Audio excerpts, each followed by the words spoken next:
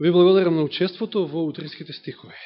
Сега доаѓаме до втората глава од И ти можеш да одиш по вода. Но предходно заборавив да ви кажем еден момент од првата глава, минатиот пат, спомнавме и кажавме, констатиравме дека како што Петар го направил невозможното, а невозможно е да се оди по вода, така е невозможно и ние самите да го совладаме гревот, тоа го кажавме.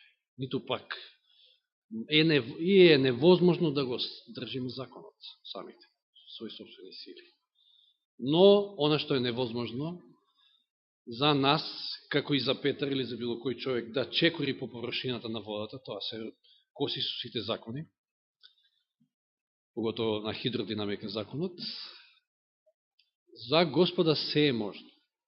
И старите египтјани, преку хиероглифите, изразувајќи го невозможното, токму така го изразувале, преку цртеж, кај што човек чекори по површината на водата. Много интересно. Но Петар токму тоа го направил, затоа што сепак имал вера. И вечер да продолжуваме, ќе видиме што следи понатаму. Знаете дека Исус, односно Петар вели: Господи, ако си ти, нареди ми да дојдам при тебе по водата. Дори во самото негово барање се кажува дека тоа е наредба. Петар вели: нареди ми. И Исус му вели: дојди. Значи Исусовиот одговор на оваа Петрова молба не бил дозвола, туку наредба. Дојди. И Петар зачекори по водата. Пазите, само дојди, кратко и јасно, не кажал ништо повеќе Исус. Имаме вакви ситуации повеќе во Библијата. Значи Исус тука не го уверува Петра со зборови дека да, на вистина, ќе зачекориш, ќе те држи водата, нема да потонеш. Не, само дојди му рекол. И дали требало на вистина вера од Петрова страна во оваа ситуација? Замислите си се, да ви рече некој, нека е тоа и Господ лично. Вистина треба да имате вера и да ви рече: дојди, зачекори по водата. Би сакал да нема, само чисто поради снимката, коментари. Значи, дали вие би зачекориле? Туку така. Од каде му е сигурноста на Петар? Значи, да се отповика само на наредбата Христова дојди. Да истапи, значи, од коработ и да зачекори. Ишите, како е потребна вера тука. Често пати Бог постапува така и со нас. Не ни ги објаснува подробностите. Доека не повикува. Ситуација имаме во Библијата. Авраам му вели: земи го својот син, својот единец Исак, кога го љубиш, и отиди во местноста Морија и пренеси го таму како жртва паленица на ридот, што ќе ти го покажам. Дали Господ го уверувал Авраам дека нема Исак сепак да биде заклан, туку јас ќе ти обезбедам замена? Не, му рекол: оди и принеси го. Но Авраам имал вера. Имал вера и во воскресение, знаеме, сме читали коментари.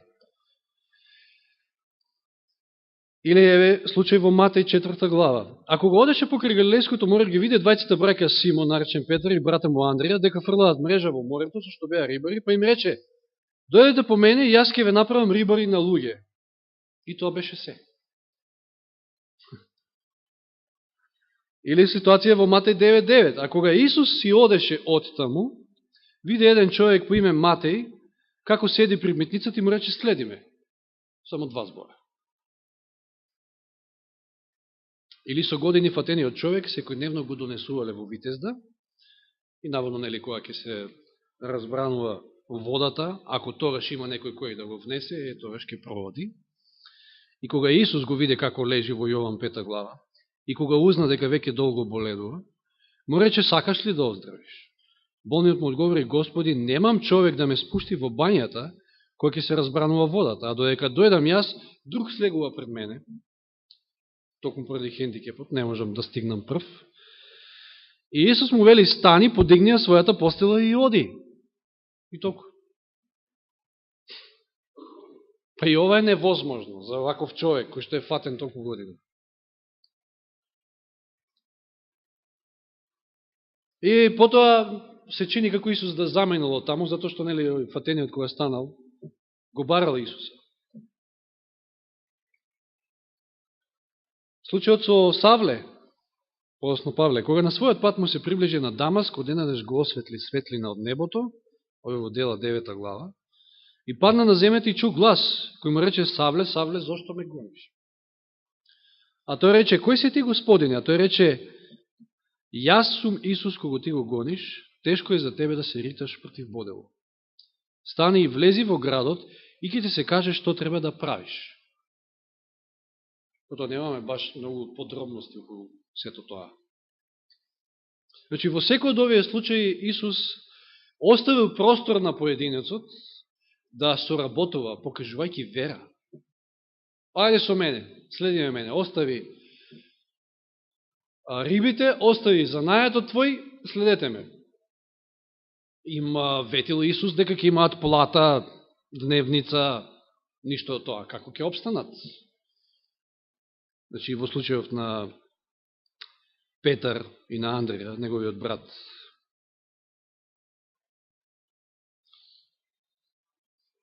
Значи, гледајќи, вели, површно, Господ не направил никаков посебен напор да им го олесни патот на своите следбеници.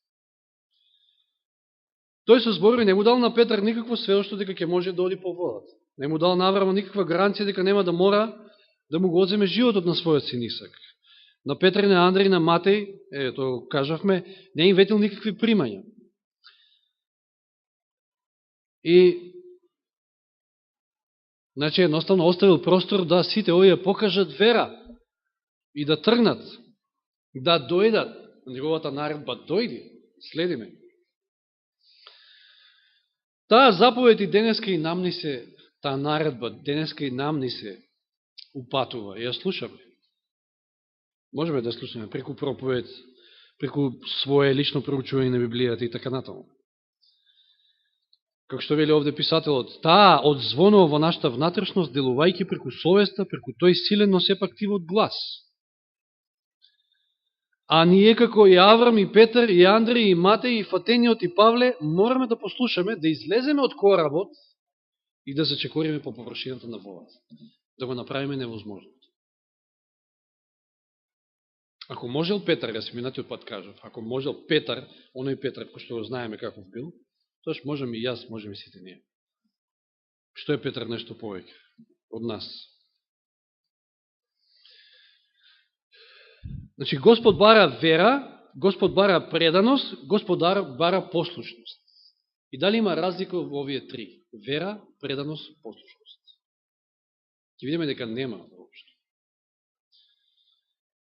Верата, преданоста, подчинувањето се всушност едно те исто. Верата е потполна доверба во Исуса. Спремно му доверуваш се и тоа е преданост. Значи, па така, имаш вера, ако имаш вера, ќе му се предадеш. Или ако си предаден, веќе имаш вера. Може би тоа се развива, нели, постепено, меѓутоа сепак значи дека имаш вера. Макар и дека е, ако е и како семе си наполнен, толку мала вера. Следниот чекор доаѓа природно. Да тврдиш дека си му предаден, а да не се покажува потполна послушност, тоа значи, тоа е противречност, всушност. Тоа значи дека не си му предаден. Предавањето значи потполно подчинување на волјата на оној на кого му се предаваш. Се вели овде, Петровата вера била испробана со неговата послушност. Верата секојаш се докажува со послушност. Всушност, тоа е единствениот начин на кој што се проверува верата. Како? Зошто Господ ќе гледа и ќе ни суди по нашите дела? Зато што тие се показател за верата. И тука доаѓаме баш кај Јаков, кој што го проучуваме и наскоро, многу наскоро, баш и овие стихови ќе ги разгледаме, но да ги спомнеме. Што вели Јаков? Каква е ползата, браќа мои, ако некој рече во втората глава, значи Јаков, 14 стих, ако некој рече дека има вера, а нема дела. А потоа го поставува прашањето, може ли верата, таква без дела, да го спаси? Одговорот е не. Истиот апостол подосна ќе каже, Покажи ми ја својата вера без дела, а јас ќе ти ја покажам верата од моите дела, во 18 стих од 2 глава Јаков. И, патем речено, овде Јаков не зборува за дела кои што би можеле да не спасат. Ниедно дело не може да не спаси, туку тоа се дела кои што произлегуваат како резултат на нашата вера. Значи, дела на послушност, кои што произлегуваат како резултат на верата и преданост. Значи, сите овие работи се на некој начин едно те исто.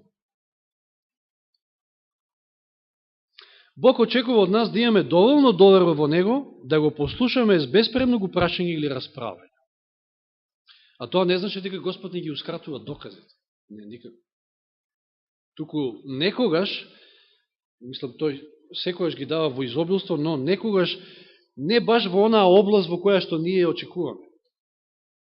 Да ни биде се објаснато и раздробено, за да послушаме.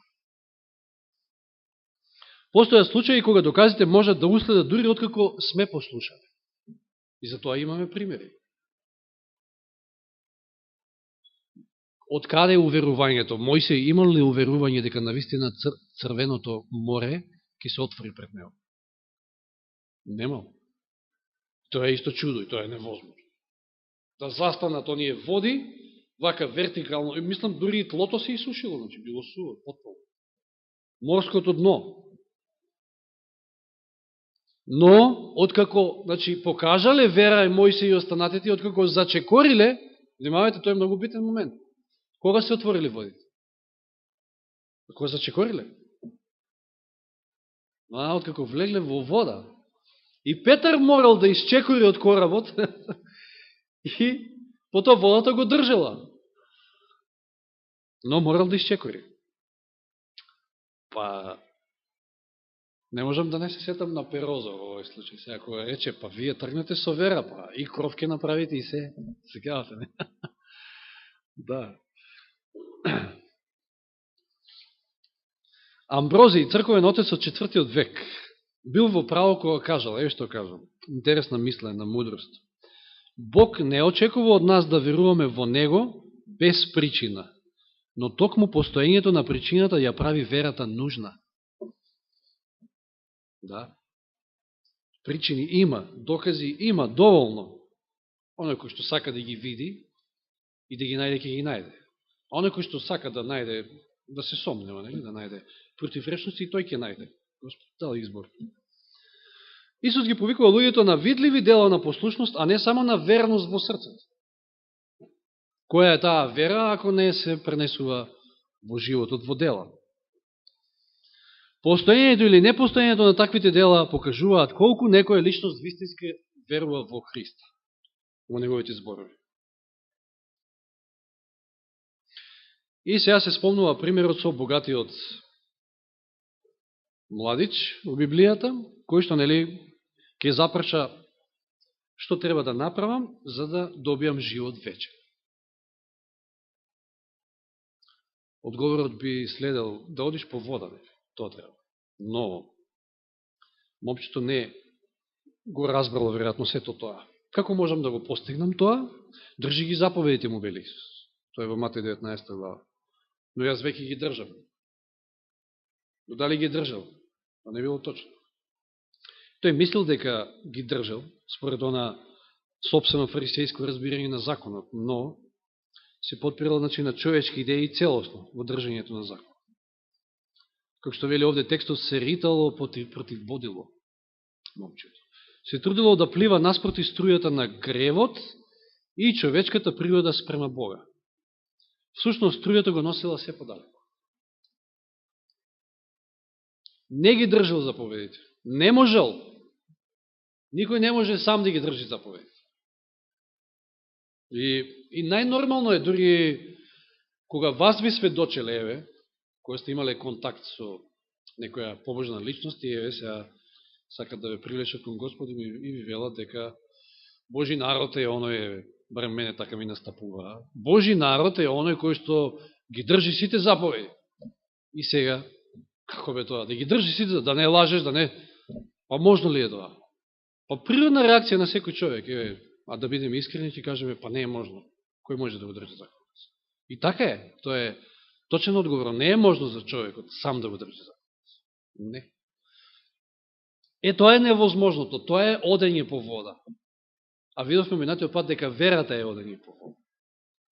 Ако резултат на таа вера, ние ќе бидеме послушни, верата во Божиот Син. Вели овде, ако веруваш, зарем нема да бидеш послушен? Во неколку јазици на мексиканските индијанци не постои разлика меѓу зборовите да се верува и да се биде послушен. Че тие го користат истиот збор, истиот назив и за вера, и за послушност. Нема разлика.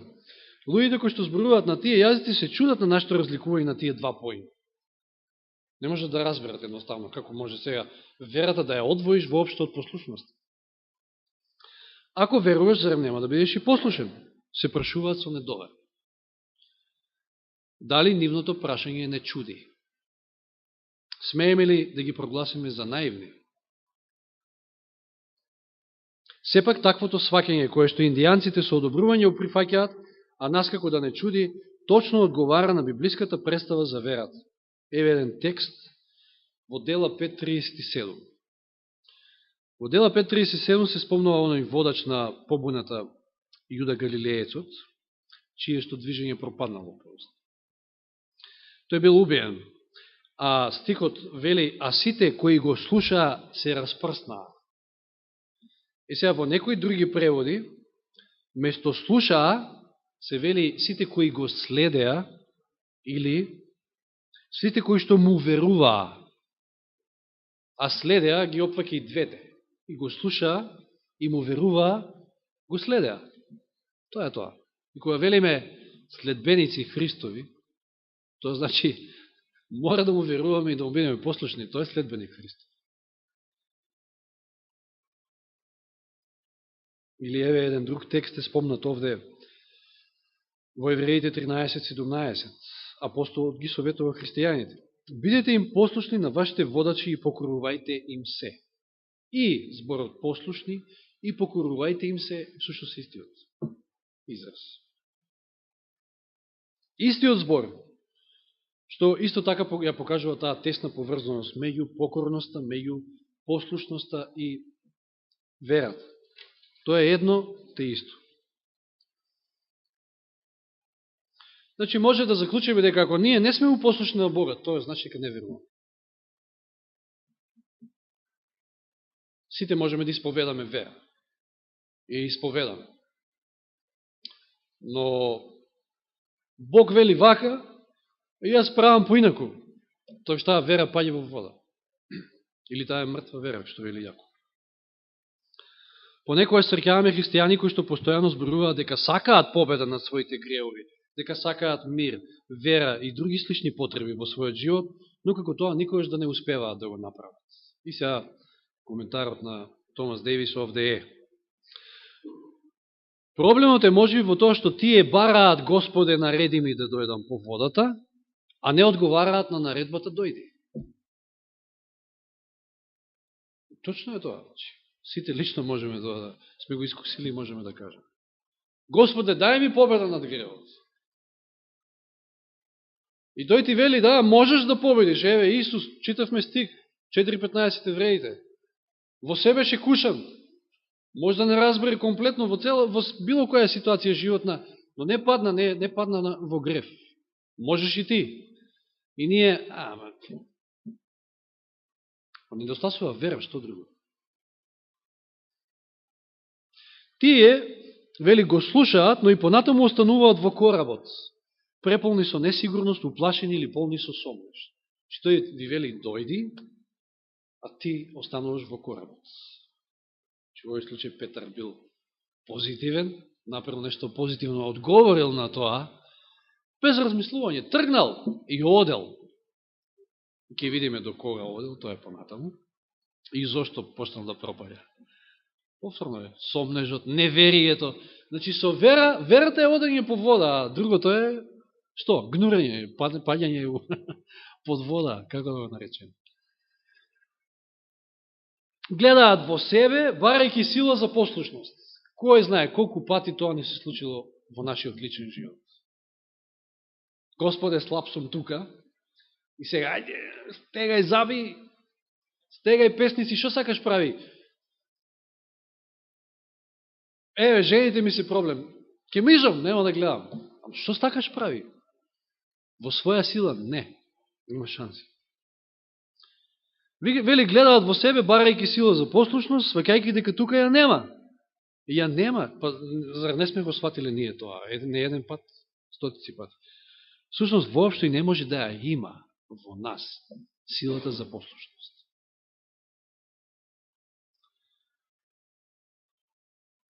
Послушноста на Христовиот повик никогаш не се наоѓа во нашата собствена сила. Ова ќе го повторам. Послушноста на Христовиот повик дојде, никогаш не се наоѓа во нашата собствена сила. И ту Петар во своја собствена сила не зачекорил по таа вода. Односно, тој зачекорил. Тој го направил она што можел да го направи. А Исус го направил останатото, она што не можел. Да биде држан на површината на водата. До тоа и ќе дојдеме. И видите го овој цитат во Христови параболи на страна 333. Лесна страна за помнење. Страна 333, Христови параболи, оригинал на 333 страна. Се што заповеда тој е можно да се изврши. Се што заповеда Господ е можно да се изврши.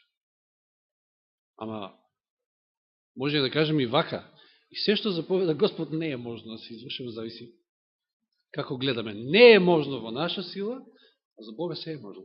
Со Негова сила се е можно.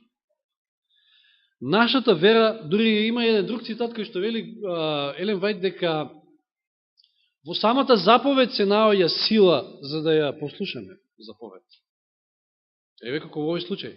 Дојди, била заповед, наредба кон Петар. Во самата заповед се наоѓа сила. Не е наша сила, не можеме ние да чекориме во своја собствена сила по вода. Нашата вера се испитува преку послушноста. Оној кој што не е послушен, едноставно не верува, без оглед на тоа што зборува. Може да збори од утро до мрак. Послушен е само оној кој што верува и само оној кој што е послушен верува. Бог бара вера што се покажува во послушноста, бидејќи бара таква послушност која што само верата може да ја произведе. И еве во овој дел, претходно порано го кажа, вели во времето на излегувањето од Египет, само послушноста која што произлегла од верата на Мојсија и на свештениците, направила водата на Црвеното море да се раздвои кога тие стапнале во неа. Да не била таа вера, немало да се раздвои морето. Господ не би го направил чудото. Да не била верата на Петар, Петар не би можел да зачекори и да оди по површината на водата. Нешто што е исто невозможно. Само послушноста која што произлегува од верата го спремила Илија храбро да истапри пред царот Ахав и да ја објави веста дека ќе нема дожд во Израел цели 3 години. Зоран е тука меѓу нас и тешко е, наистина тешко да стигнеш до Груевски. Јас еднаш во шала му реков, во шега, потребен ни е Илија. Илија би стигнал до него преку сите врати. Ништо нема да го сопре. Ако стигнал до Ахав, може и до Груевски. Што е да не е посилен Груевски од Ахав.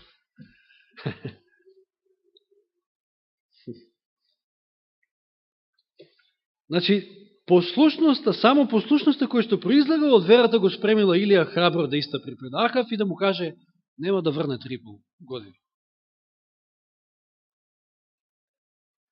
Да не било таа вера, нештата не би се случувале онака како што се случувале. Тоа е факт. Се би било поинаку. Може би било слично како денот од како, еве, токму таа послушност и таа вера му возможила на Илија да се спротистави на толку многу лажни пророци на Кармел. Ама, следниот ден, веќе го гледаме киксот. Ја нема верата, па ја Илија бега од една жена. Не било која жена, значи. Жената на царот. Кој што всушност ги влечела конците. Царот бил ништо. Само послушноста произлезена од верата го направила спремен да го собере целиот израелски народ на гората Кармел. Тоа веќе го кажа. Само послушноста која произлегува од верата му возможила на Петар да оди по водата. Да немало таква вера, никош не би се ни осмелил да зачекори по брановите. Туку тоа би го сватил како неразумна постапка. Дали некојаш ние Господа не го сваќаме така? Сега ни заповеда нешто и вели, чекай, Господи, па ти си не разуме како можам јас ово. Ти не можеш, ама јас можам.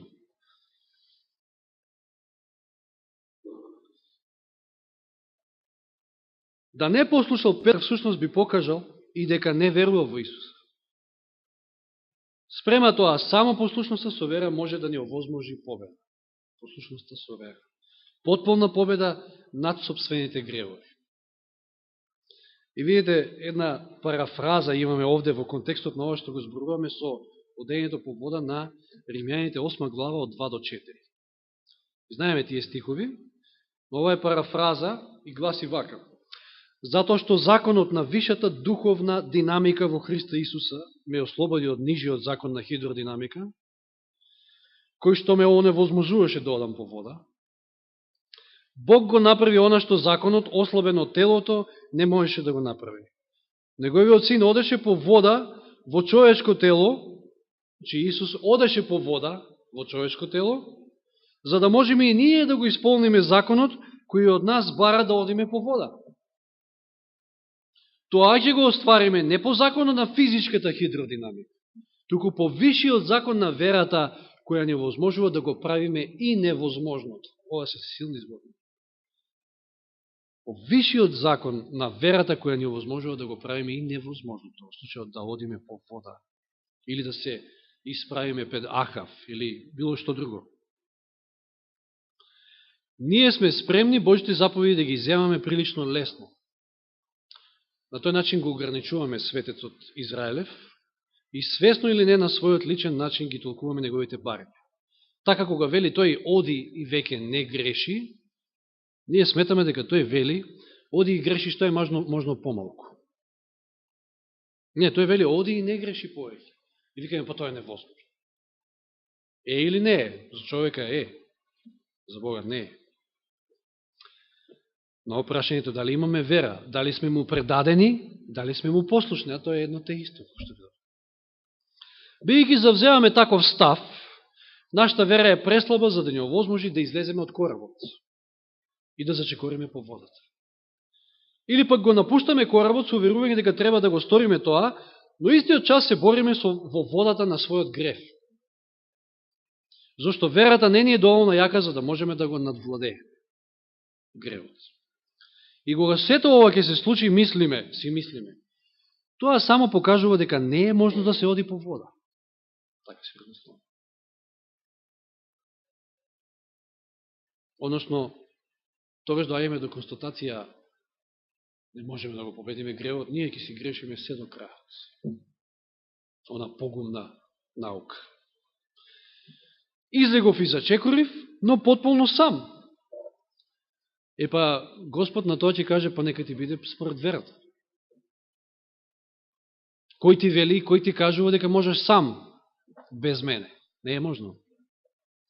Се што досега кажавме, се вели на крајот, содржи само две мисли. Мораме да му бидеме послушни на Бога, но не можеме да му бидеме послушни во своја сила. Сето ова го истакнува фактот дека целата одговорност за послушноста почива врз нас. А целата сила за послушноста доаѓа од Господа. Одговорноста е наша, а силата е од Господа. Кога Петар одел по водата, Христос направил се што Петар не можел да направи. Но не сакал да направи ништо што Петар можел да направи. Што можел Петар? Можел да зачекори, да излезе од коработ. Тоа го можел Петар. Господ тоа не го прави за вас. Господ не носи одлука за вас. Вие треба да донесете одлука. И да направите чекор. А потоа, оно што е невозможно, јас не можам да одам по вода и да ме држи водата, тоа е можно за Господ. Тоа тој го прави за нас. Чекор по чекор,